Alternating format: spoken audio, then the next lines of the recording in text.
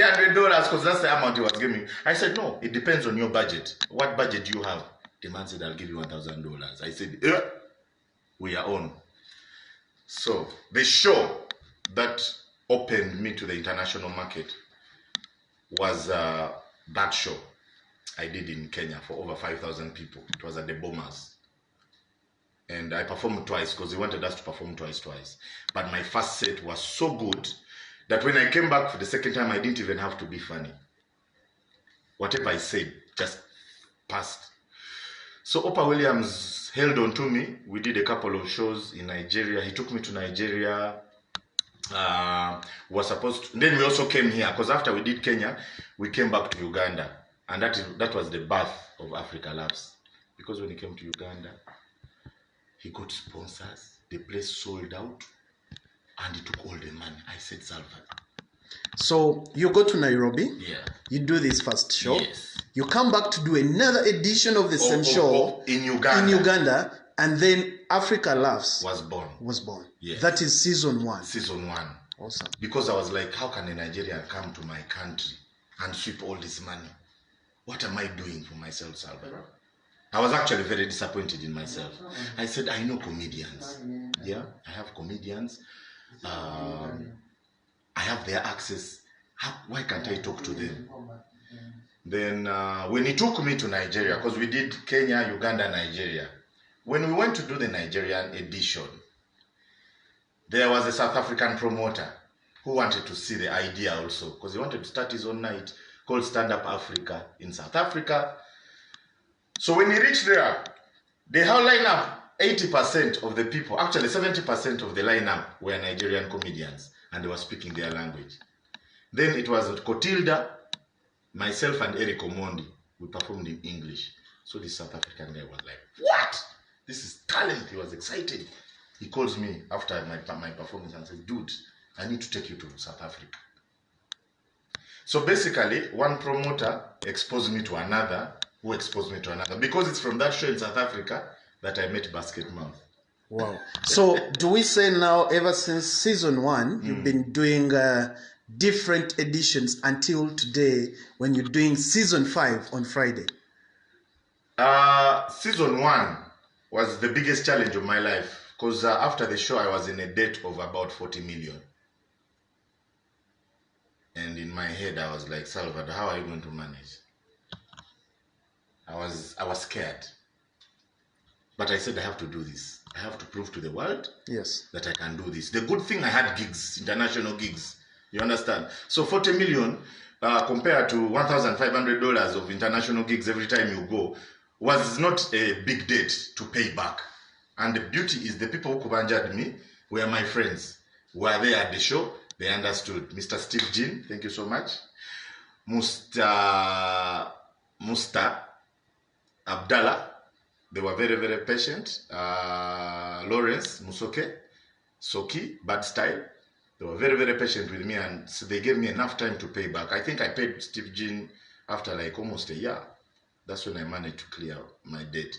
So we did the second edition. We were in debt again, but this time it was about like 10 million, which was easy to pay. I paid it even within 1 month of doing shows. The third edition, I broke even. What I put in is what I got. Basically, I did not make any profit. So that is season 3? Season 3. Wow. Season 4, which happened in 2018, is now when I started making money. Because now I got sponsors, I had partners. One thing I really tried to do as much as possible was to invest in human resource. I invested a lot in human resource. So, season 4 did well. I did not complain. So now this is season 5. Season 5. Yes. All right. Now, just something that I want you to, talk to the people that have startups. Yes. And the people that have businesses that are starting. Yeah. You are saying you started Africa Loves and you made losses twice. Yes. That is in 2 years for 2 shows. Okay. And you managed to keep on going. Yeah. Did you have someone taking you through that process? Because I know many people who have let their businesses die because they made a loss for the first attempt. How did you survive that loss? How did you go through it? And what advice do you give to those that are going through that? The advice I give people is, you see, whenever we get challenges, especially we Ugandans, whenever we get challenges in something, we give up. I had a dream, I had a vision. I did not look at year one, I looked at 10 years ahead for that show.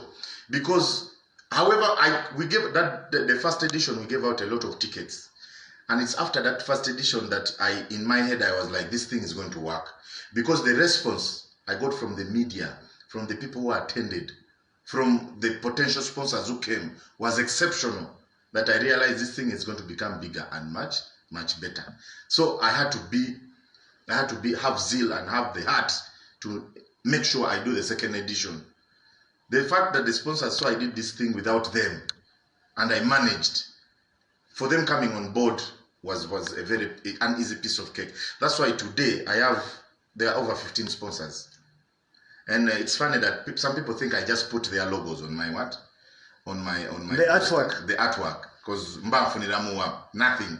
It's been like, for example, Speak Apartments, where we are right now. Speak Apartments gave me 20 rooms for free. I'm not paying anything, not even the taxes. You understand? All this has been a long time of investment. Investing in doing, you pick up is the GM down there. I think he's giving out rooms. So all this comes from years of investing in human resource. You understand? So it's been a year of planning and seeing where you're going. Like, I have not yet reached. If I reach Africa Loves 10, and I have not yet, there's a dream I have. It's huge. Yes. So by the time I achieve it, even if I achieve it before Africa Loves 10, I will have felt that I've accomplished my biggest dream. Wow, amazing. So, Salvado, you're celebrating 10 years. Yes. You see, you've taken us through your journey, of course, a lot of ups and downs and all that stuff. Now, we are focusing at the current trends of the industry. Yes. So, this next segment here is where we need your honesty. Yes. Right? So, you're celebrating 10 years in COMED, and there's a lot that is going on. Yes. There's a lot of politics within your industry. Yeah. There's a lot of jabs, kicks here and there. Now, first and foremost, I want you to tell us the current status of the COMED industry in Uganda. As a whole, the industry is on the right path. It's on the right path because the level of unity is just becoming bigger and much better. Yeah, it may not be unity in terms of friendship, but it's business unity, because we are all trying to achieve the same goal for the betterment of the industry. You understand? So I must say it's much better. We want to fight for each other. We want to see that comedians have that's why we formed an association, which is the Uganda Comedians Association, and I am the vice president. I'm humbled to have been elected as the vice president. And we want to create a situation whereby a comedian is complete. Yeah, medical insurance, bargaining power. Like right now, we didn't even do much, but a letterhead from the association. Money helped guys get visas. Yeah, helped guys get visas. So before even we have blown out like that, we are already helping people. That goes to show that we can become much bigger and better if we are all united, we are professional, and we listen to each other.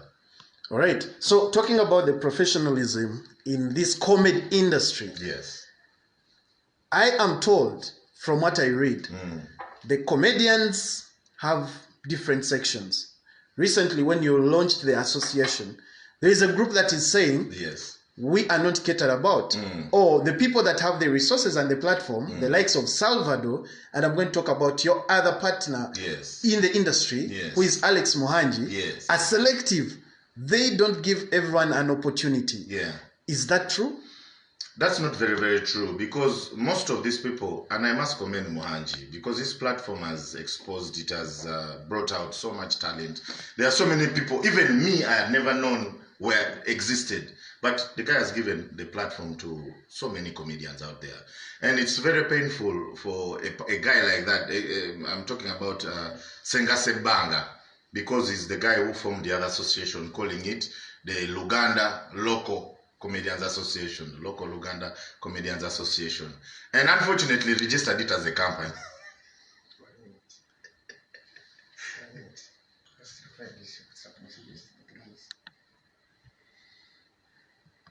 Okay, so ladies and gentlemen, for those of you that are watching in, we are talking to Patrick Idringi Salvado, who is celebrating 10 years in comedy, and he's also doing his Africa Loves Season 5 this Friday at Kololo Airstrip. So please go to Shell, go also to quicket.com and pick your tickets. You know, he's taking us through his life journey, the challenges, the industry, and he has been explaining that for many of us who are starting things, there is always something that is going to pull you down, but you have to keep standing up. You know, he has explained 2 seasons he's making a loss, you know, and he had to keep doing it again and again, and now he's telling us how far it has brought him. So Salvado, back to you. Yes. Alex Mohanji. Yes. And Salvado. Yes. Partners that have started from a long way back. Yeah. Everybody has been looking at, you know, at the 2 figures as the real pioneers of commercial, you know, side of the comedy industry. What is your relationship status between you and Alex Mohanji? We are good business friends now, business partners. Okay. Yes. When it comes to personal, of I call you, you call me, you say hi, we go out, we have a drink. It's not as strong as it was, but business-wise, we are partners. I ask him for ideas, we share ideas, we sit and we talk. He was actually supposed to produce my adverts for this show, but he also has his own show, so I didn't want to have conflict of interest. That's why I had to use some other people. But business-wise, we are very strong partners, because at the end of the day, that's what matters the most. Okay. Yeah. Just as we still talk about the industry, Salvado goes to State House. Yes. Everybody is asking. Salvado carries bags of money from State House. He's now rich. Actually, they were not asking. Nobody has even had the audacity or the decency to ask me what happened. Everyone, most of the guys who are bashing me, and it's unfortunate to say they are sad people who are bashing me, saying I am eating their taxpayers' money. Most of them even have no teams. You understand? I'm eating taxpayers' money. I came back with bags of and then I just put it out there. If you have the evidence, if you have the proof that I came out with money, please show it. So Salvador, let's be honest. Yes. Nobody walks to the president and people don't assume bags of money were exchanged. I did walk to the president. Okay. Now, and I didn't get any money. Salvador. Yes. How do you get to meet the president? It's actually God, I must say. It's God, because I was at home chilling, and then I received a phone call at about midnight telling me to send my accreditation. I said, accreditation for what? They said, to you on the list. Who is calling you on the phone? They are calling from State House, from the president's office. So I'm like, I'm on the list to meet the president? How? And he says, do you want to meet him or not? I said, my dear, who can turn down such an opportunity to meet the head of state?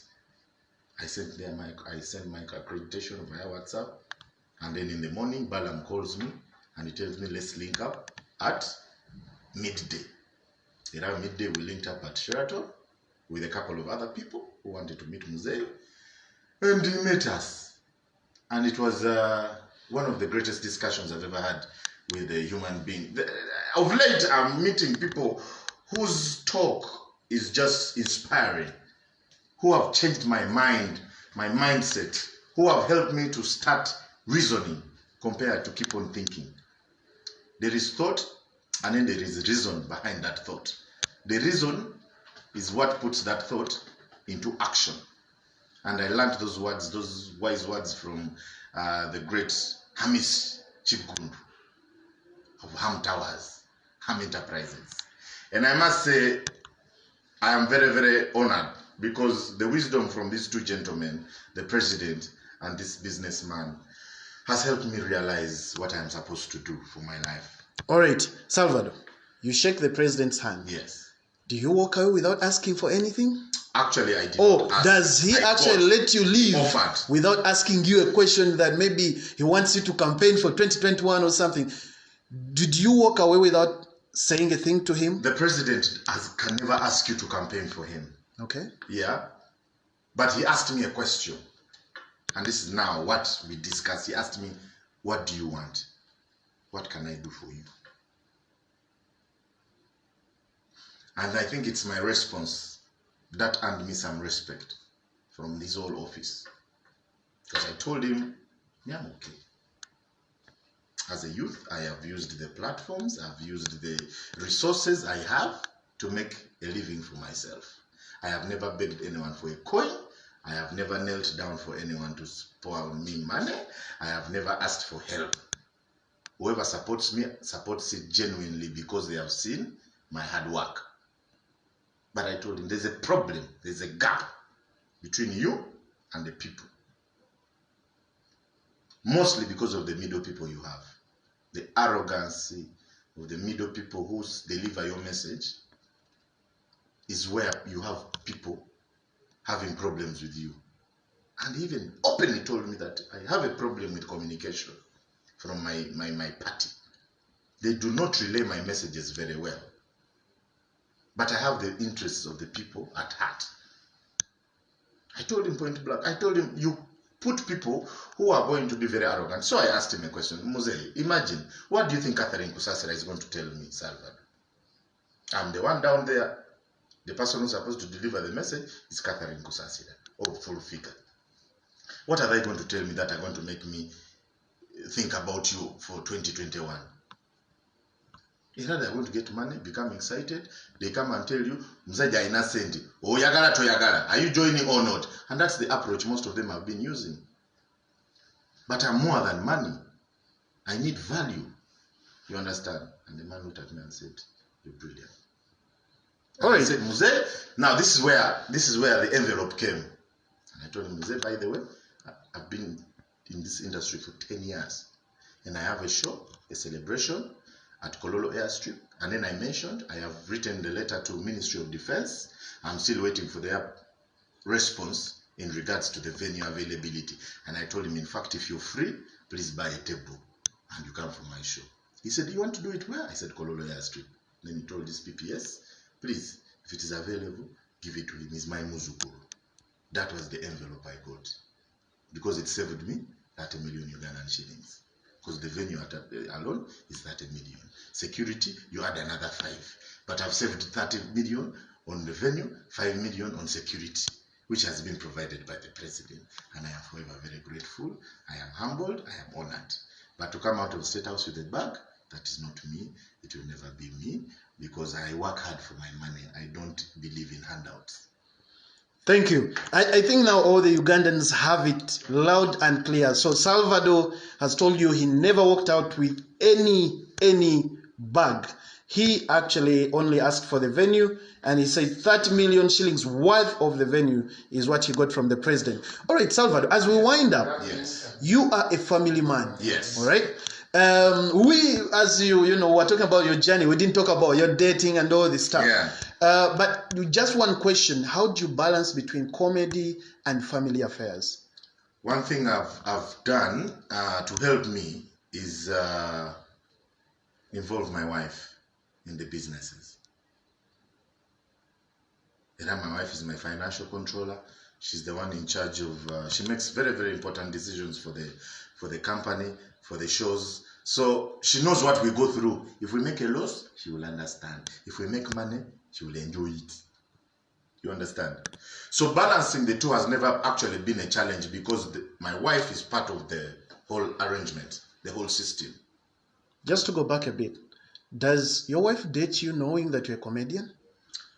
The first time we met, yeah, of course we met when I was already a comedian, but I was starting. I was not a star or a celebrity, but I was a comedian. And she liked, and he didn't have money.